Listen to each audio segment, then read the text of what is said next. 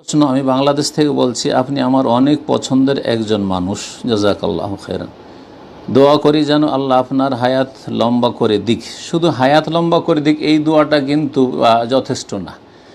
নেক হায়াত লম্বা করুক, এই দোয়া করবেন। জি, হায়াত লম্বা করে। আর যদি মানুষ ইমানের অবস্থায় না থাকে তো গুনাহ তো আরও বাড়ছে, ভুল পথে থাকে তো গুনাহ আরও বাড়ছে।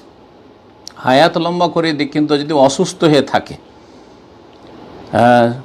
শয্যাশায়ী থাকে, তাহলে তো কষ্টের জীবন। অশান্তিতে থাকে তো কষ্টের জীবন, যত বাঁচবে তত কষ্ট।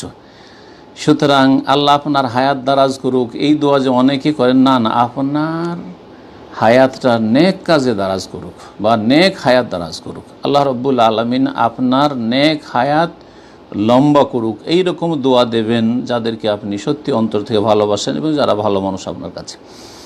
আমার প্রশ্নটা হচ্ছে, আপনি বাংলাদেশে আসেন না কেন? বাংলাদেশের লক্ষ কোটি মানুষ আপনাকে ভালোবাসে, দয়া করে উত্তরটা জানাবেন। আল্লাহ রব্বুল আলামিন যেন তৌফিক দান করেন।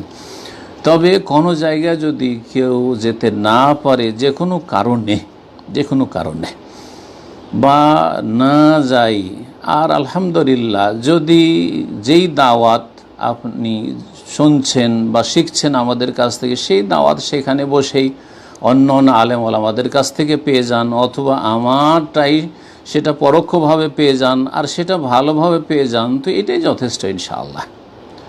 সবাইকে সব জায়গায় যেতে হবে এটাও জরুরি নয়, আর সবাই সব জায়গায় যেতে পারবে এটাও আল্লাহ করে দেবেন, এটাও জরুরি নয়। জি, আর সবাই সব জায়গায় যেতে অনুমতি পাবে এটাও সম্ভব নয়। আল্লাহ রাব্বুল আলামিন যেন দিনের কাজ সব জায়গায় সহজ করে দেন এবং বাতিলদের রাস্তাকে আল্লাহ সংকুচিত করে দেন। আল্লাহ রাব্বুল আলামিন সমস্ত স্তরের মানুষদেরকে নেক হায়াত দান করেন, নেকির কাজে সবাইকে, সকল মুসলিমকে, সকল মানুষকে অংশ নেওয়ার তৌফিক দান করেন, পাপের কাজকে আল্লাহ রাব্বুল আলামিন পুরোপুরি মানবজাতিকে পরিত্যাগ করার তৌফিক দান করেন।